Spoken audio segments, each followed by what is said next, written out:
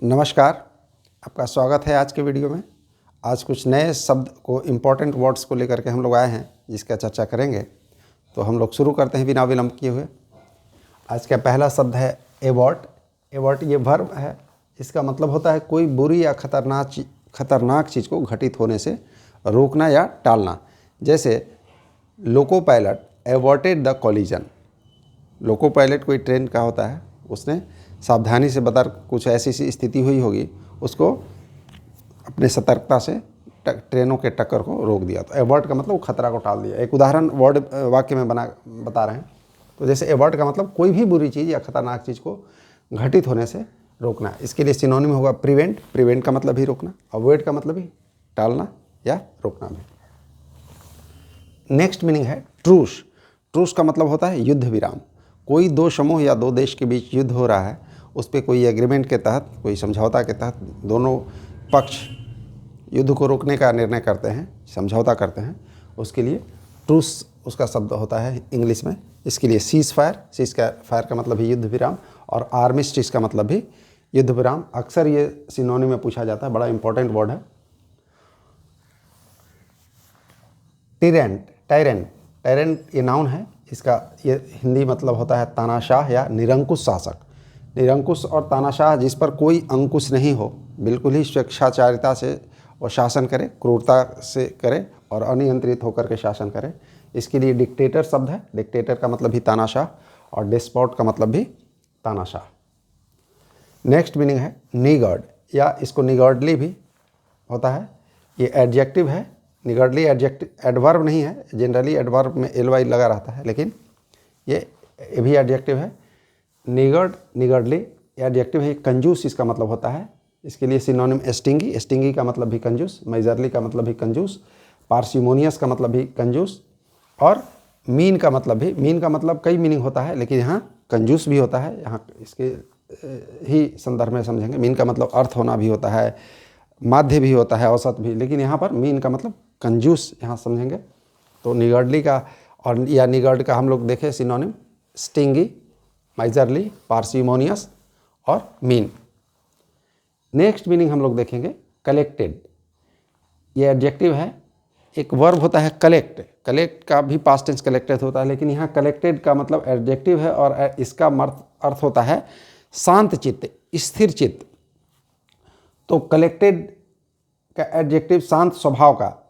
जैसे हाँ, ये it is not used before noun, यह नाउन के पहले यूज नहीं होता है। जैसे ये कह सकते हैं कि he is cool and collected, मतलब कि वह शांत है और स्थिर चित्त का है, लेकिन ये नहीं कह सकते हैं कि he is cool and collected boy. तो वो वैसे यूज़ नहीं करेंगे, इसीलिए लिखा गया है it is not used before noun. Simply ऐसे कह सकते हैं he is cool and collected. Collected का मतलब कंपोज्ड। इसके लिए शब्द है कूल भी और कंपोज्ड भी, काम भी, स्वभाव के रूप में शांत चित्त, मन स्थिति के बारे में कि स्थिर हो, शांत चित्त का हो। नेक्स्ट मीनिंग है विट्यूपरेट। विट्यूपरेट माने तीव्र निंदा करना या गाली देना। बिरेट इसके लिए सिनोनिम है। बिरेट का मतलब है किसी चीज़ को कोई करने के लिए किसी चीज़ को डांटना। तो डांटना भी तीव्र निंदा करना, डांटना उसको सिनोनिम हुआ। एब्यूज़ का मतलब भी गाली देना। सेंस्योर का मतलब भी निंदा करना। तो इसका विट्यूपरेट से विट्यूपरेशन बनता है नाउन, विट्यूपरेटिव भी बनता है।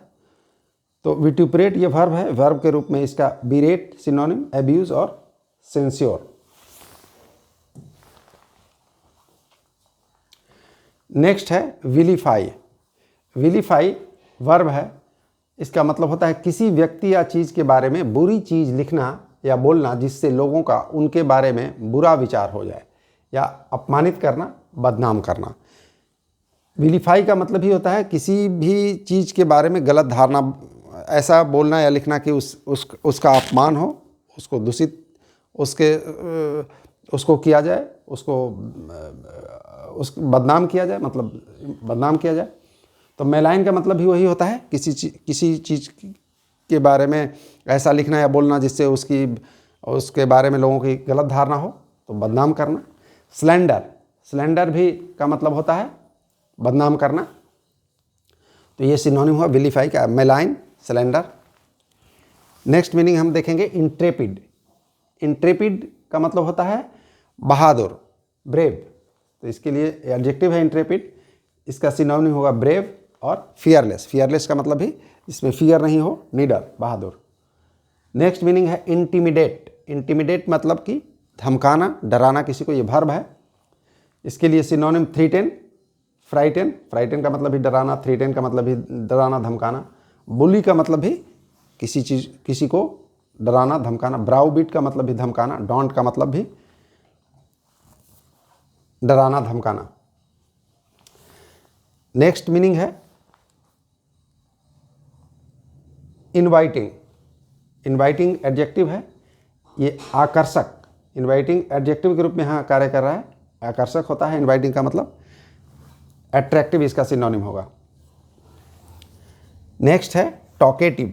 टॉकेटिव एडजेक्टिव है, इसका मतलब बातूनी, ज़्यादा बोलने वाला या वाचाल, मतलब ये सभी का मतलब यही है जो ज़्यादा बोले, ज़्यादा बोलने वाला। तो उसके लिए शब्द होगा लॉकेशियस या गैरुलस।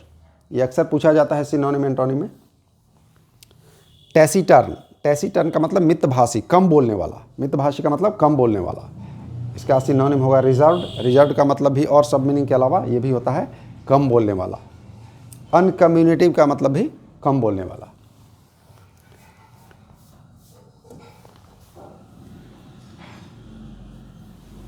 नेक्स्ट हम देखेंगे सुपरफिशियल।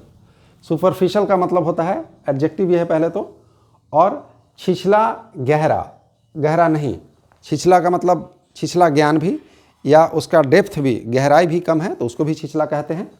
तो ये दोनों मीनिंग है, छिछला ज्ञान के संदर्भ में भी और कम जानकारी, छिछली जानकारी, छिछला जानकारी, और कम गहराई के लिए भी, विशेषकर ज्ञान और गहराई के लिए ये शब्द सुपरफिशियल आता है।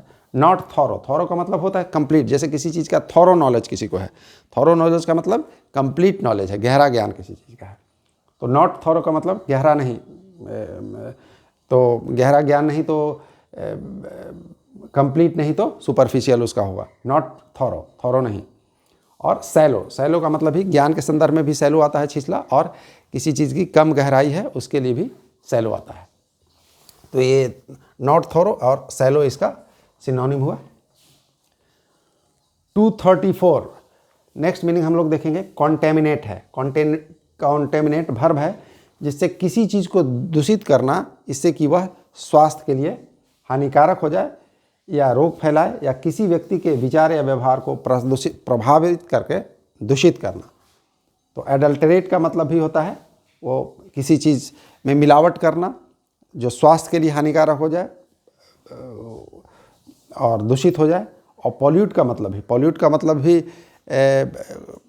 प्रदूषित करना का मतलब, किसी चीज़ को दूषित करना का मतलब वस्तु को भी, और किसी चीज़ के व्यवहार, किसी व्यक्ति या किसी समूह के विचार को भी दूषित करना, उसके लिए भी पॉल्यूट शब्द आता है।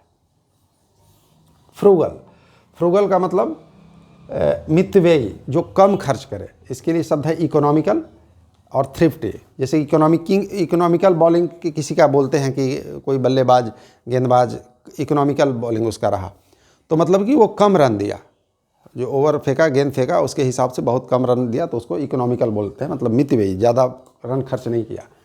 तो फ्रूगल का मतलब मितव्ययी भी होता है, इकोनॉमिकल भी होता है, और थ्रिफ्टी भी होता है, कंजूस भी होता है। तो इसका सिनोनिम हुआ फ्रूगल का इकोनॉमिकल, थ्रिफ्टी। 236 नेक्स्ट मीनिंग है इन्फ्यूरिएट। इन्फ्यूरिएट वर्ब है, और इन्फ्यूरिएट का मतलब होता है बहुत ही तीव्र, क्रोधित करना, अत्यधिक क्रोधित करना। तो एनरेज का मतलब भी क्रोधित करना होता है, वर्ब है। और एक्जेस्परेट का मतलब भी क्रोधित करना, तीव्र, बहुत ही अत्यधिक क्रोधित करना या होना भी। 236 एग्जॉर्ट। एग्जॉर्ट ये वर्ब है, इसका मतलब होता है किसी को कोई कार्य करने के लिए प्रोत्साहित करना। तो इसके लिए सिनोनिम है अर्ज या परसुएड। परसुएड का मतलब भी किसी चीज़ को कोई कार्य करने के लिए वो उसको प्रोत्साहित करना, और अर्ज का मतलब भी किसी चीज़ को कोई कार्य करने के लिए प्रोत्साहित करना। तो एग्जॉर्ट ये वर्ब है, इसका नाउन होता है एग्जॉर्टेशन। तो एग्जॉर्ट का मतलब हम लोग सिनोनिम देखें अर्ज और परसुएड।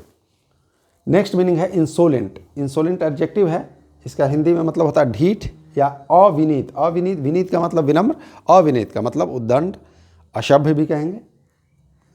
ढीठ, जो भी कहें। इसके लिए सिनोनिम हुआ इंसोलेट का रूड, इम्पर्टिनेंट का मतलब भी ढीठ, इम्पोलाइट का मतलब भी अविनीत। तो मतलब कि वो सब लगभग समानार्थक है। ढीठ, अविनीत, उद्दंड, ये सब शब्द इसके लिए होता है। इंसोलेंट का मतलब, तो रूड इसके लिए, रूड का मतलब भी उद्दंड, ढीठ, असभ्य, कुछ भी कहें। इम्पर्टिनेंट का मतलब भी ढीठ, उद्दंड, और इम्पोलाइट का मतलब भी अविनीत यानी विनम्र, विनम्र नहीं, अविनीत। नेक्स्ट हम देखेंगे, नेक्स्ट मीनिंग है पॉसिटी। पॉसिटी नाउन है, किसी चीज़ की कम मात्रा या कमी, पर्याप्त नहीं। जैसे पॉसिटी of fund, the road is not being constructed because of पॉसिटी of fund. Fund के कमी के कारण रोड नहीं बनाया का निर्माण नहीं हो पा रहा है। तो पॉसिटी का मतलब किसी चीज़ की कम मात्रा या कमी, यानी वो पर्याप्त नहीं है। तो डर्थ का मतलब भी कमी होता है, DEARTH। स्कार्सिटी का मतलब भी, स्कार्सिटी का मतलब भी पॉसिटी, पॉसिटी नाउन है।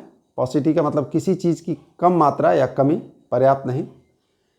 उसके लिए सिनोनिम है डर्थ, डर्थ का मतलब भी कमी, स्कार्सिटी का मतलब भी कमी, शॉर्टेज का मतलब भी कमी, इनएडेक्वेसी का मतलब भी अपर्याप्तता मतलब कमी, लैक का मतलब भी कमी। तो इसका पॉसिटी का ये सिनोनिम है। जैसे किसी फंड का कमी या कोई चीज़ का कमी, तो इसके लिए पॉसिटी हम बोलेंगे।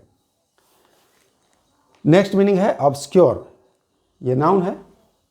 ऑब्सक्योर का मतलब not well known, difficult to understand, जो चीज़ ज़्यादा अच्छा से जिसके बारे में पता नहीं है वो भी ऑब्सक्योर, या समझने में भी जो कठिन हो, गूढ़ हो, उसके लिए भी ऑब्सक्योर शब्द होता है। तो इसके लिए अस्पष्ट, अव्यक्त। वैग, वैग का मतलब भी अस्पष्ट, अनक्लियर का मतलब भी स्पष्ट नहीं यानी अस्पष्ट, और एब्स्ट्रूस का मतलब भी जो समझने में जिसे डिफ़िकल्ट हो। तो ये सिनोनिम इसका हुआ ऑब्सक्योर का, वैग, अनक्लियर और एब्स्ट्रूस। ये नाउन के रूप में, वर्ब के रूप में भी इसका यूज़ होता है, वर्ब भी के रूप में भी कार्य करता है ऑब्सक्योर।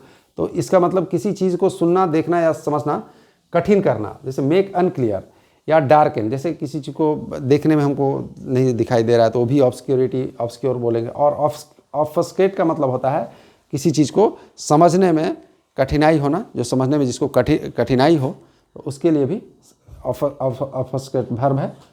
तो आज हम इन शब्दों को देखें। आशा है कि आप पहले वाले वीडियो में भी जो वर्ड बताए गए हैं उस पर आप लोग उसको याद कर रहे होंगे। इसको भी देखिए, आगे फिर हम लोग नए वीडियो के साथ आएंगे। वीडियो को देखने के लिए धन्यवाद, और इसको अच्छा लगे तो इसको सब्सक्राइब कर दें और लाइक कर दीजिएगा। फिर आगे हम अच्छा वीडियो बना करके लाएंगे, इंपॉर्टेंट वर्ड्स के बारे में लाएंगे इंग्लिश, कंप्लीट इंग्लिश कोर्स के क्रम में। और आगे भी शब्द के बारे में, शब्द के अलावा और कुछ व्यापक रूप से इंग्लिश की तैयारी कराई जाएगी। वीडियो को देखने के लिए धन्यवाद। फिर से आपसे रिक्वेस्ट है कि अच्छा वीडियो लगे तो इसको सब्सक्राइब कर दें और शेयर करें। Thank you.